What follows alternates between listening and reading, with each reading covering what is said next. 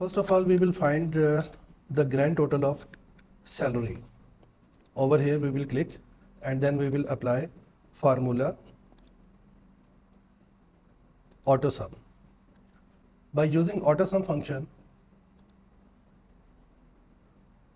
we can find the grand total of salary. Now we are going to find the sales department total salary of 1 month. हम type करेंगे जी sum if it is a name of function.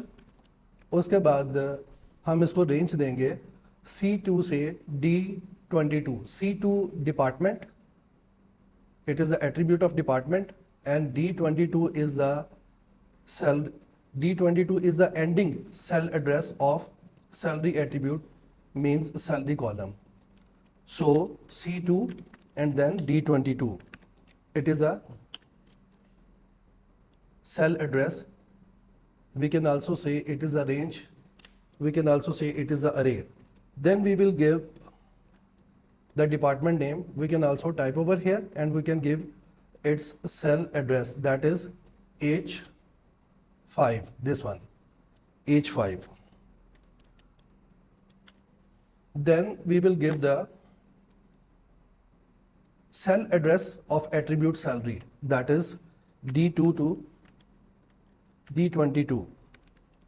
By using this, we can find the total salary of sales department in the month of August.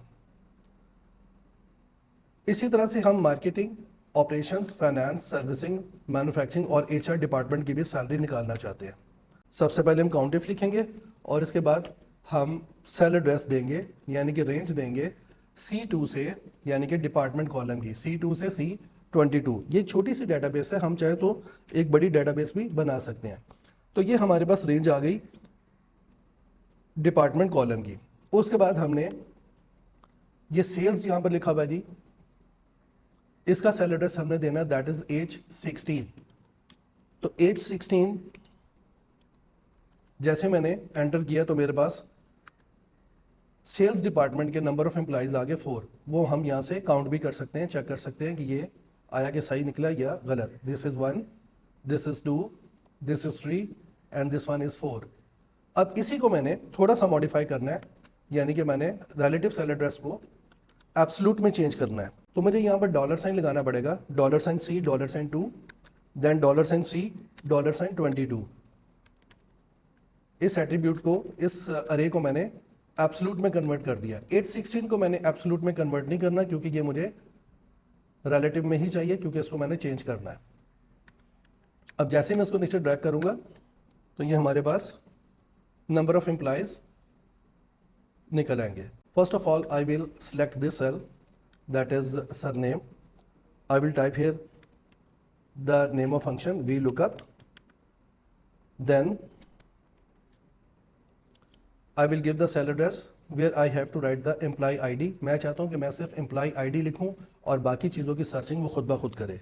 तो यहाँ पर मुझे cell address L2 यहाँ पर लिखना है, क्योंकि L2 में ये employee ID यहाँ पर आएगा. तो VLOOKUP के बाद L2, देन मैंने इसको रेंज देनी है A2 से F22. A2 से F22 ये मेरे कंप्लीट डेटाबेस की अरे है. This is A2 and this is F22.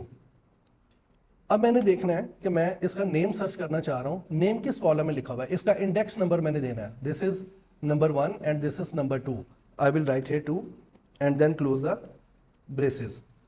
जैसे मैं इसको टाइप करूँ, एंटर करूंगा, तो मेरे पास इसका नाम यहाँ पर आ जाएगा. लेकिन अभी नाम नहीं आया. क्यों?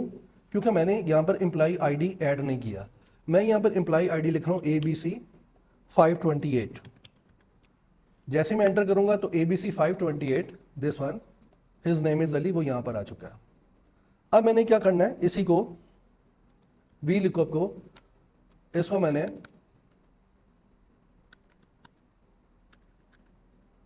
कन्वर्ट करना है उसमें रिलेटिव में. जैसे मैं टाइप करूंगा यहाँ पर 520 का नेम, उसका डिपार्टमेंट, उसकी सैलरी, ड्यूटी आवर्स और एक्सपीरियंस ही आ चुका है.